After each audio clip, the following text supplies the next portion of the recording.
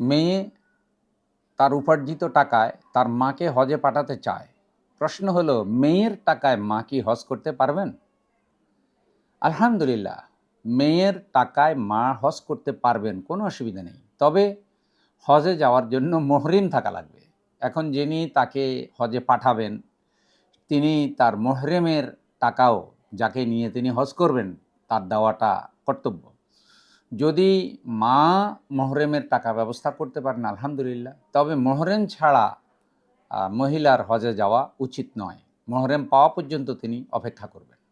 এক মহিলার উপর হজ ফরজ হয়েছে, তিনি হজে যাবার নিয়ত করেছেন, কিন্তু এমন সময় তার স্বামী মারা গিয়েছে, এখন তার ইদ্যত পালন করা দরকার। কিন্তু ইদ্যত পালন করলে তার হজের সময় পার হয়ে যাবে। এই অবস্থায় তিনি কি ইদ্যত পালন করবেন নাকি হজ করবেন? খুবই সুন্দর প্রশ্ন। তিনি আগে ইদ্যত পালন করবেন।